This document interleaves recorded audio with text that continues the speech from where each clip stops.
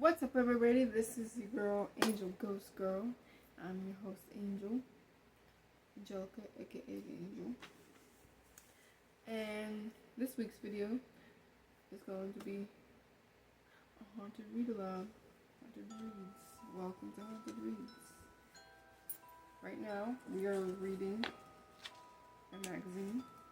It is called The World's Most Haunted Places: Creepy, Ghostly, and Notorious Spots. And this is what the cover looks like. And this is what the back looks like.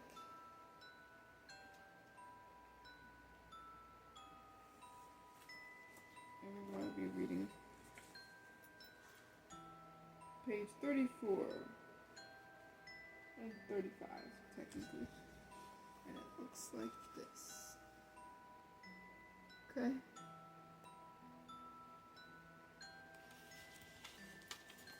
The Most Haunted Ship, the Queen Mary.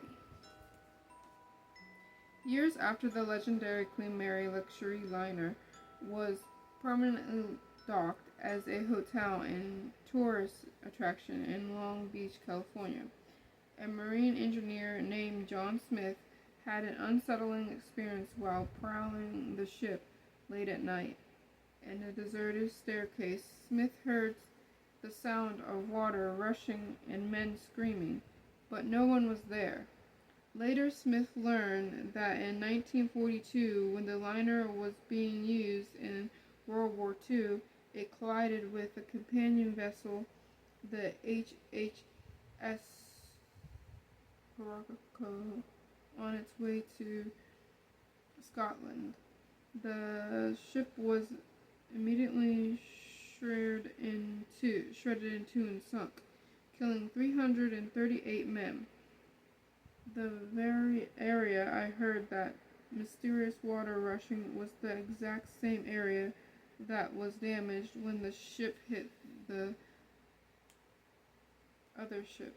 Smith told Unsolved Mysteries, "It's not surprising that a nearly 80-year-old ship with more than 1,000 ocean crossings and a reported 49 unalives behind it would have a reputation for being haunted before it was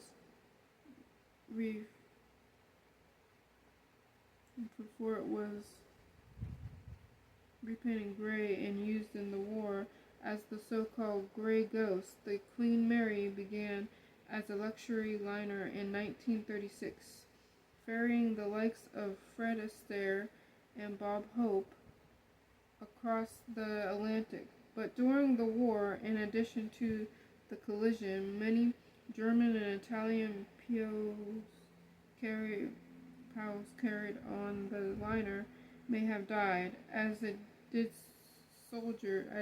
soldiers from heat stroke traveling in the Mediterranean and the Indian Ocean. We know that other deaths from natural causes, suicide and accidents, occurred, and there are still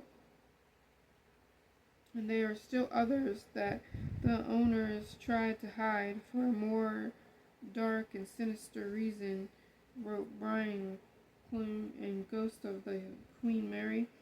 Room B340 is widely believed to be the most haunted on the ship, a site where a family was allegedly unalive, but Clune says this is a fiction created by former owners who wanted to use the unoccupied space, or is it, as part of a tourist attraction.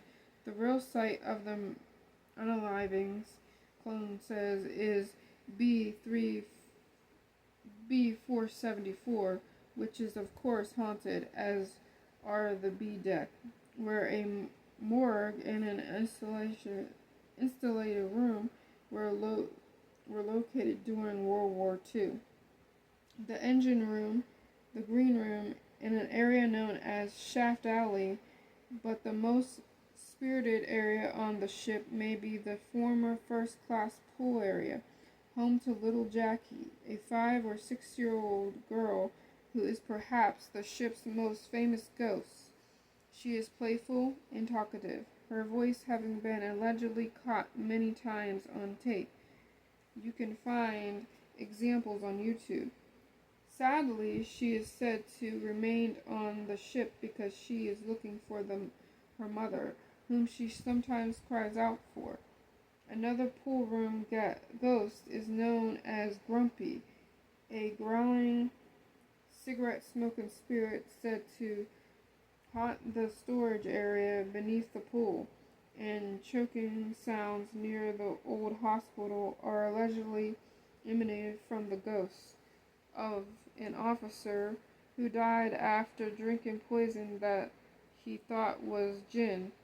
Still other ghosts include the lady in white, who is often seen dancing to unheard music in the Queen's saloon, and the spirit of an 18-year-old crewman, John Petter, who was crushed by, hopefully I'm saying that right, by airtight door number 13 in Shaft Alley while playing chicken with his co-workers.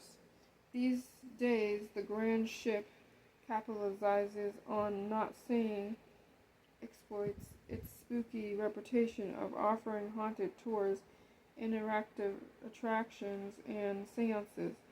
There's even a dinner special called Dining with the Spirits, which allows you to pair paranormal investigations with more earthbound spirits. Bloody Mary, anyone?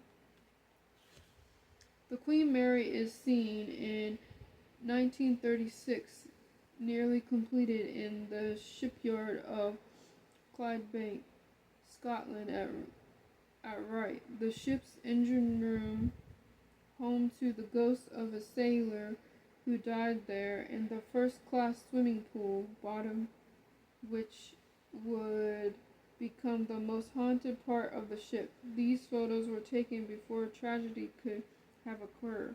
The vessel had yet to make its maiden voyage. So this is the ship that I showed you earlier, the Queen Mary. And this is the pool area right here, as you can see. So, let's get a little closer for you. The pool area. And this is the engine room, I believe. See that? Now we're going to go and move on to the next page. I'm going to read you this little part. It's just a little tiny bit section. I'll read you this bottom half and this top half right here. Let's get to the top half first. A doll stares sightlessly in Mexico's island of the dolls. I'm not going to say it in Spanish because I do not know Spanish. Where an extravagant began collecting the toys to exorcise the spirit of a drowned girl. Scary spectral Latina America.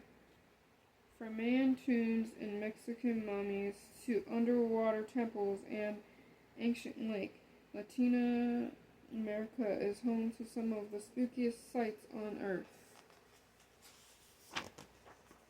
So now we're going to go to the next page.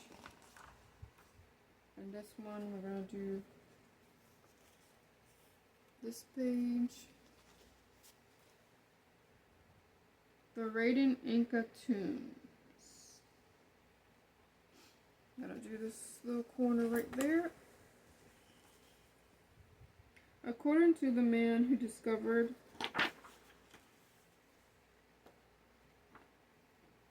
Machu Picchu, Haram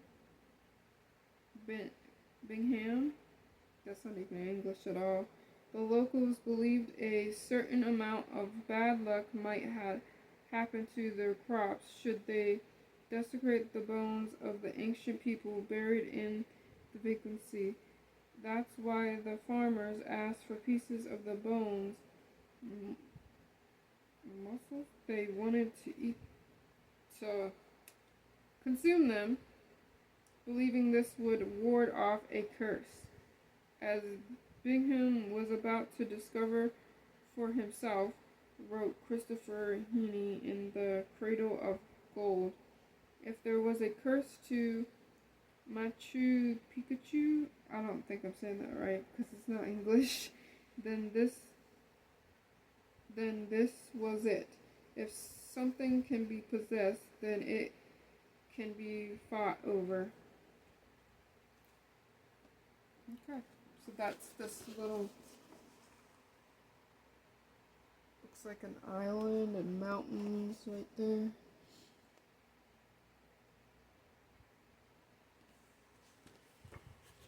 Read the bottom part. Grave robbing is at best an unholy venture, wrote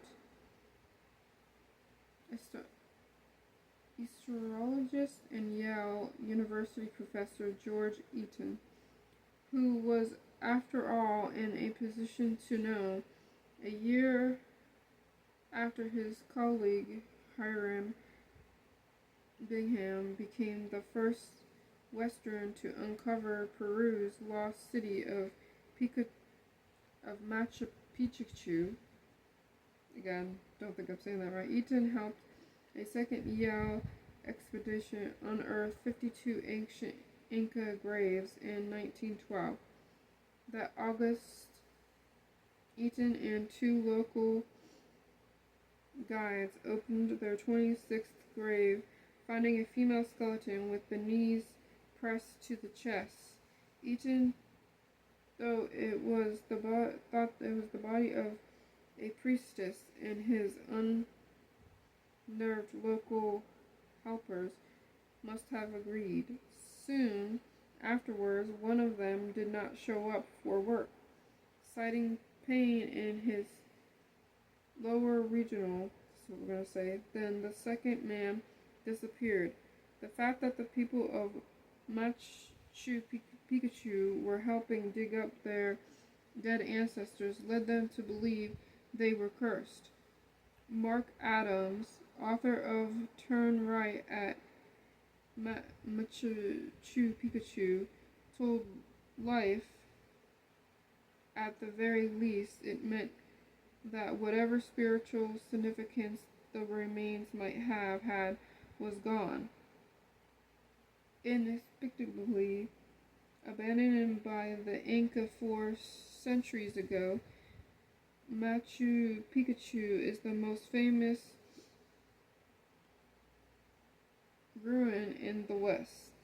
It's also known of the most mysterious, a fact that has fueled more than a few theories, from the scholarly to the superstitions. Was it defensive stronghold or a royal retreat? Was it built by space aliens? Is it the gathering place for ghosts of Inca priests? But the so-called curse may have been lifted. In 2012, Yale University returned the artifacts that were stolen from Peru nearly 100 years before. This is supposed to be the Inca tombs right here. Closer. You can kind of see them around there. I'm going to read this part now. The spirit statues. About 2,300 miles off the coast of Chile, Eastern Island, otherwise known as Rapa Nui, I actually said that right because I've heard that before, is an isolated patch of deforested volcanic land that is one of the world's most remote inhabited islands, called Tipitu, also known as the navel of the world. By its settlers, it is the best known as the site of hundreds of moai, the iconic stone heads sculpted from volcanic rock. between the 10th and the 16th century. These structures probably honor the islanders' ancestors. No two heads are the same. Many were somehow moved from the island's quarry to its perimeter, even though they weigh up to 80 tons. They even have underground bodies. No one knows for sure how this feat of engineering was accomplished, but some of the island's 5,000 inhabitants insist that the statues walked or even flew into place, emitted by mana, a kind of spiritual force. Some claim they've seen apparitions or heard ancient voices near the statues. Others suggest the heads were moved by extraterrestrial, but we'll leave that to UFO theorists. Eric Van Den. I'm not saying that name. The island's history is creepy enough without the paranormal overlay. The original population may have grown too quickly, leading to the dwindling of natural resources. Sound familiar? These is even evidence of cannibalism, but recent theories just suggest that infestation of Polynesian rats may have brought the people to their collective knees. All of this is, of course, enough to give Stephen King nightmares with or without the moving statues. The return of Halley's Comet in 1986, as seen above, some of the mysterious statues, the giant statues carved centuries ago from volcanic stone on Chile's remote eastern island. So these are the statues right here. And that's the comet. So if you like videos like this, then like and subscribe and comment in the down comments below. And until next time, guys, hope you don't have any nightmares tonight.